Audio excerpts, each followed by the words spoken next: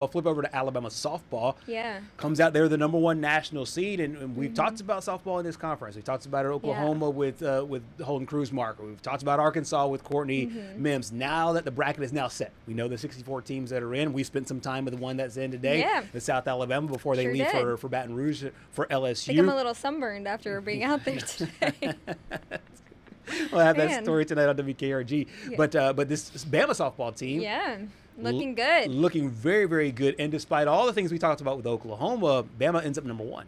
Yeah, and I know Patrick mentioned that this Alabama baseball team seems to be like one that not a lot of people are talking about. I kind of feel that way about this softball team as well. I feel like they're a little bit of a sleeper in a way, because obviously we've talked a lot about Oklahoma because of the home runs we've seen from them all season. We've talked about Tennessee because of their great pitching, but it's Bama has blown everyone out of the water, and they're the number 1 national seed, and it feels like we're kind of just losing them in the sauce of everybody else. So it will be interesting to see. I'm not who is in their region? USC Upstate, Southeastern Louisiana, and Belmont. So I think they'll come away with this one pretty easily, and then they will play the winner of the Baton Rouge Regional, which is LSU, South Alabama, Virginia Tech, and I can't remember the last one. Forgot the 4th team, we'll look it up. So if it goes chalk, they'll match up against LSU. Yeah, and then Virginia Tech and South Alabama look to play spoiler there. Sunbelt has a really good conference this year in softball. 3 teams got in, and Becky Clark, the head coach of South Alabama, was really happy about that. It seems when we did it on this show as well, we talked about Oklahoma. They were setting home run records, it felt like 60 days ago. And now they're in a position where they're the hunted, because they didn't win last year. Texas won last year. Yeah. And now Alabama's the number 1 overall seed for the first time in a long time. I think Patty Gasso has like real fire for her team, in Alabama now being the number 1 overall seed. And it feels like Alabama's almost like Clemson in a way, where they were really good for a while, then not talked about for a little while, and now it seems that they've returned to form as the number 1. Yeah, and I think Patty Gasso also, kind of has some fuel from whatever happened in that Georgia game. And, 10 unanswered runs after you go up 5-0, that probably leaves a sour taste in your mouth. Yeah. You've got the whole Texas series, looming as a potential. I think it would be a semifinal matchup. It would not be a national championship, if I'm not mistaken. Right. Because they are on the same side of the bracket. I do think. I could be wrong on that. I'd have to go back and check. Look back and look but at it is weird because, not only are people not really talking about this Alabama team, but nobody's really talking about this Alabama pitching staff. I mean, Jocelyn Brisky and Vic Moten have been 2 dominant forces inside the circle. And, Gabriella loves the whip value. She just absolutely loves that stat with baseball. And when you have it. She's sabermetrics. Yeah, she loves sabermetrics, expected batting average, all of that fun stuff. But ERA is below 2. It's my favorite stats. Yeah, I'm sure it is.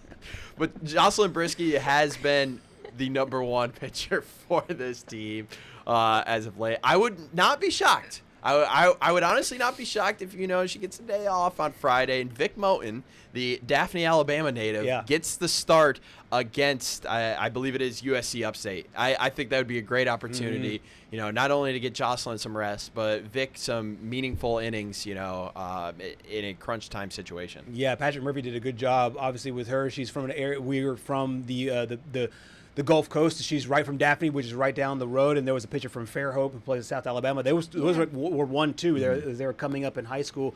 Moten a little bit younger. This is her true freshman year. Yeah. The one thing that I think about young players is how do they handle this part, where every game in the regular season, you're guaranteed your next game.